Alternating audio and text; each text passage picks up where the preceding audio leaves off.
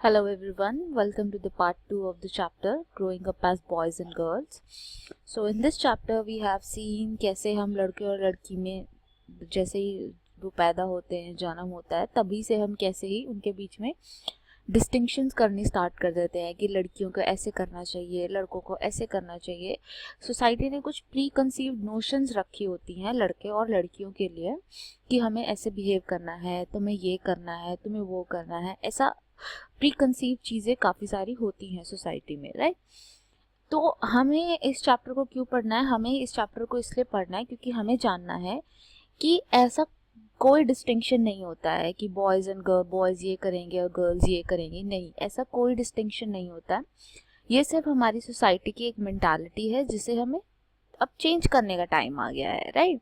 तो ये आपको नॉलेज देता है कि कितना फेयर सिस्टम है, ये कितना अनफेयर है या कितना फेयर है। जो भी चीज़ आपको लगती है कि क्या ये चीज़ें अनफेयर हैं कि लड़कियों को ऐसे डिस्क्रिमिनेट करना या कुछ, या ये फेयर है, ये सारी चीज़ें हमने पिछले उसमें भी देखा था कि लाइक जो औरतें होती हैं वो अपने दिन में 16 से 18 घंटे काम करती हैं, जबकि जो आदमी होते हैं वो 8 से 10 घंटे इतना ही काम करते हैं। लेकिन फिर भी हम औरतों के वर्क को वैल्यू नहीं करते हैं। हम बोलते हैं ये तो इनका काम है, ये कोई घर का काम, कोई काम थोड़ी होता है। ये तो नॉर्मल हमारी बोलने की, मतलब नॉर्मली आप भी या आपने अपने अराउंड सुना होगा, जैसे कि आपकी मदर अगर हाउसवाइफ है तो उनके बारे में सुना होगा कि ये मतलब कोई काम नहीं करती है। तो वो काम नहीं है क्या? वो इतना टाइम जो स्पेंड कर रही हैं, फिजिकल वर्क कर रही हैं, इतना झाड़ू पोछा और ये सारी चीज़ें, ये हर चीज़ काम में आती है। Then we have read that women do lot of physical work but that doesn't count as a work, that is not counted as a work, right? so that, और in fact माना जा रहा है, मतलब जैसे बोलते हैं ना इकोनॉमी में हम ये देखते हैं किसने पैसा कमाया है। तो आजकल एक और नई डिबेट है कि जो घर का काम होता है उसको भी पैसों में हमें मेजर करना चाहिए कि एक औरत कितना काम कर रही है, कितने पैसे का काम कर, कितने रुपयों का काम कर रही है। तो उससे क्या होगा, उनके काम की वैल्यू होगी। वो जो घर पे जो काम कर रही हैं, जो उनकी वैल्यू नहीं है, उस काम की वैल्यू होगी, राइट। फिर हमने देखा था कि कैसे gender inequality at work place होता है। जब किसी वर्क प्लेस पे आप जाते हो तो at that work place people pay more to the male candidate than to the female candidate. They do not pay equal to the female candidate. they say कि मतलब जैसे कि लड़कियां तो कुछ सब स्टैंडर्ड हैं, बिलो एवरेज हैं, काइंड ऑफ, ये काइंड ऑफ फीलिंग आती है। तो जेंडर, इसको बोलते हैं जेंडर पे gap. So that is gender पे गैप, एक वहाँ पे होता है। दूसरा, उसी को आज हम कंटिन्यू करते हुए आगे चलेंगे, women's work and equality. So, equality is an important principle of the Indian Constitution. It is Article 14 that says that there should Article 14, 15, 16, 17, 18, जो ये राइट टू इक्वालिटी के अंदर जो आर्टिकल आते हैं, राइट टू इक्वालिटी के अंदर इतने सारे आर्टिकल्स आते हैं। उन आर्टिकल्स में लिखा गया है कि there should not be any discrimination based on sex.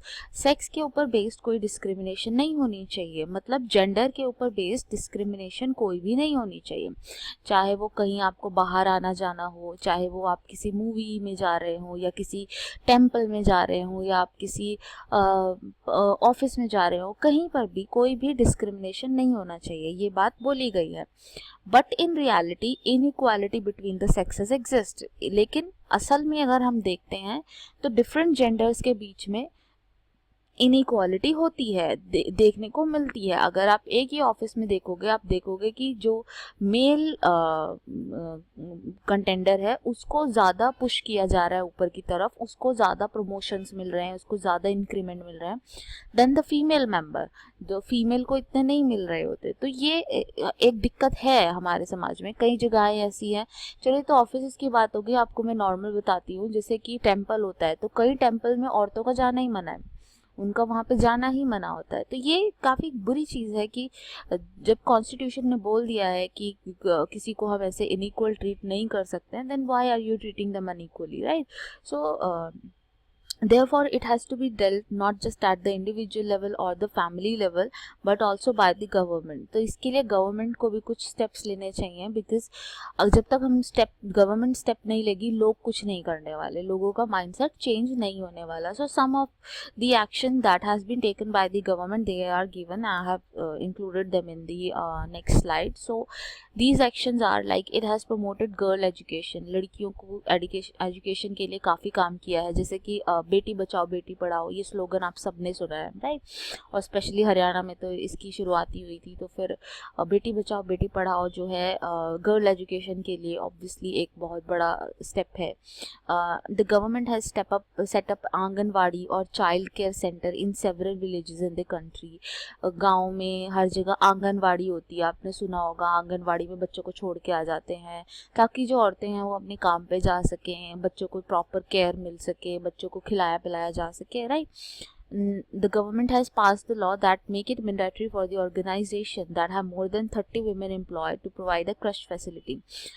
जो गवर्नमेंट है, गवर्नमेंट ने ये रूल बनाया हुआ है कि जिस भी ऑर्गेनाइजेशन में 30 से ज़्यादा फीमेल एम्प्लॉयज़ हैं, तो वहाँ पे एक क्रश फैसिलिटी होगी. क्रश के अंदर क्या होता है? क्रश के अंदर बच्चों को, वो भी आंगनवाड़ी की तरह ही होता है, वहाँ पे बच्चों को रखा जाता है, उनकी केयर की जाती है. It is kind of a day care जो हमारे यहाँ खुली रहती है ना, जैसे मदर्स प्राइड और ये सारे जो डे केयर टाइप चीज़ें खुली रहती है, प्ले स्कूल जिन्हें हम बोलते हैं. तो वो एक फैसिलिटी होती है जिसमें बच्चे के खाने पीने का, रहने का पूरा ध्यान रखा जाता है, ताकि मदर्स जो हैं वो काम पे जा सकें और मतलब उनको कोई काइंड ऑफ ऐसे घर की रिस्पॉन्सिबिलिटी ना रहे. ठीक है. A crush is a facility which enable parent to leave their child while they are at work and where children are provided with stimulating environment for their holistic development.